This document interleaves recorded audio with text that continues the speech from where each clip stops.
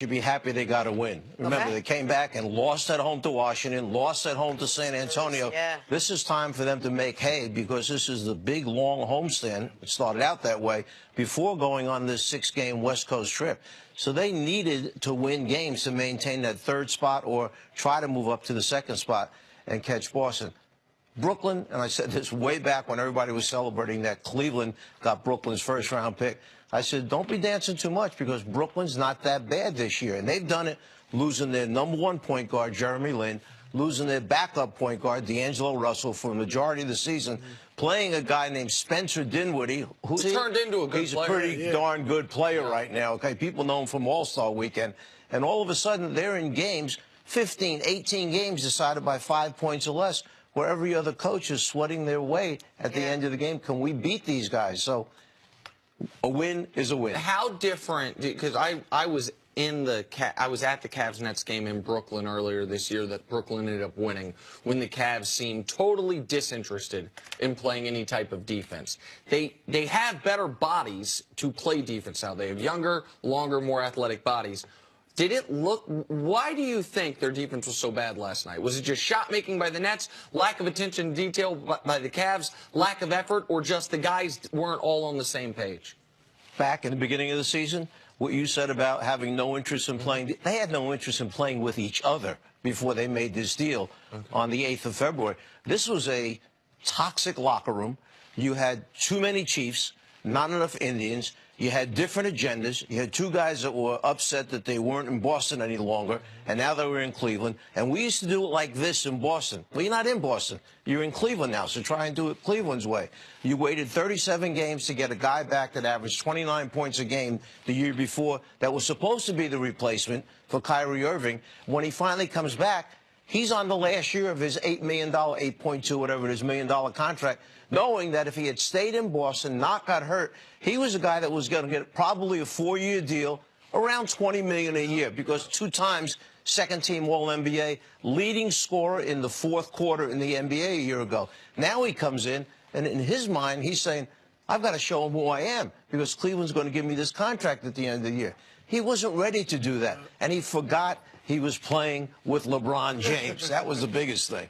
Let me ask you, like, you look at this team, and you were a defensive coach. They look like they have the youth and athleticism, the length, to be a really good defensive team. What do they need to work on to get to that level come playoff time? Now, this is a tough answer, but you'll understand what I mean by this.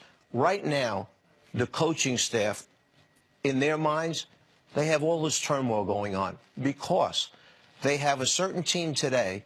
They may change it tomorrow, and 3 or 4 weeks down the road, it's going to change again when Kevin Love comes back. Consensus around the NBA. The Cavs are best when LeBron's at 4.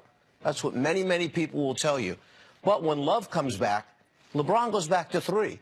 Jetty Osman goes back to where? Second unit? Right. If you think about the second unit, that means their starters would be Hill, JR, LeBron, Love, Thompson in the middle. Who's their second unit? Clarkson, Hood, Osman at 3, Green at 4, Nance at 5. Oh, by the way, I left out Korver. Right. There's no room for him. So either Osman's not playing anymore and Korver's in there. And this is what's going through the mind. So now when you're trying to put your rotations together and get your defense set, these guys, their minutes are changing every night. 1 minute, Nance gets 24, 25 minutes. The next night, he gets 13 minutes or 11 minutes. And you know, NBA players are comfortable knowing what's expected, when they're coming in, when they're coming out. You mentioned the Cavs are best when LeBron's at the 4. Would you consider going back to when Love gets back, what they had at the beginning of the year, which is LeBron at the 4 and Love at the 5, playing the small, almost offense-only lineup? Look, that was, this is my hunch, that was out of respect from Tyronn Lue, who was in the league 13 years, I think, as a player, the respect Tyronn Lue had for Dwayne Wade, that he did not want to start out Dwayne Wade coming off the bench. So out of respect, he put him in the starting lineup. You know what that did? That really upset J.R. Smith. J.R. Smith hasn't been the same player, close to the same player.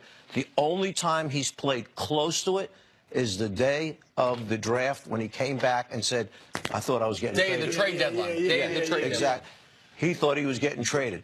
Then the next 2 or 3 games after that, he played with high energy. He made shots. He got on the floor. You remember the save going out of bounds where he threw it 3/4 of the length of the floor right into Nance's hands for the length that. See, I've wondered if, because JR is so streaky, you know, especially now.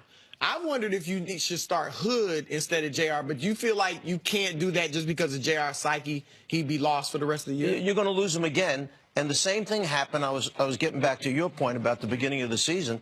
Thompson was taken out of the starting line. Thompson got hurt. So now you got a guy who has taken you, been part of 3 straight finals in the Eastern Conference, and you said, JR, you're not there, and Tristan, you're not there. Then Tristan finally goes back into the starting lineup, gets hurt, and misses a month.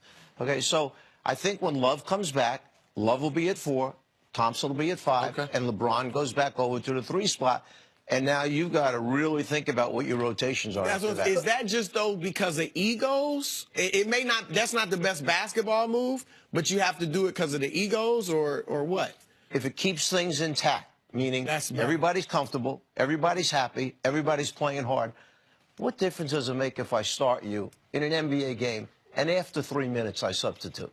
I mean, there were times where I would talk to a player in specific, and I'll tell you it was Gerald Wilkins when he was there. And there were certain nights that I felt we would be better with Gerald matched up against the second unit guy from the other team. So I would tell Gerald, listen, I'm going to pull you quick tonight. Just so if they come with that guy, you're coming to match up against him. I think we're better with you matched up against him. And Gerald was like, great, whatever you want.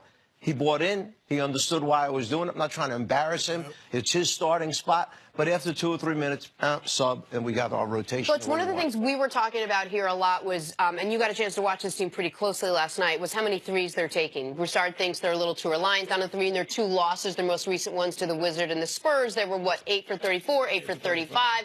Last night, they brought that number down a little bit. Having seen what you've seen and knowing this offense a little bit, where do you think, how reliant should they be on that long shot? You can answer that question 2 ways. Number one, the reason they've been to 3 straight finals is because of the 3 ball. That has been a major weapon for the Cleveland Cavaliers over the last 3 years and them going to the NBA Finals. However, when you're complaining that referees aren't sending you to the line enough, you need to stop and look. How many times are you shooting the ball from 18 feet out past the 3-point line versus taking it aggressively to the basket? And likewise, how many guys do they have on the team that can drive the ball to the basket besides LeBron James up until they made this deal? Now we see a couple other guys that can put it down a little bit.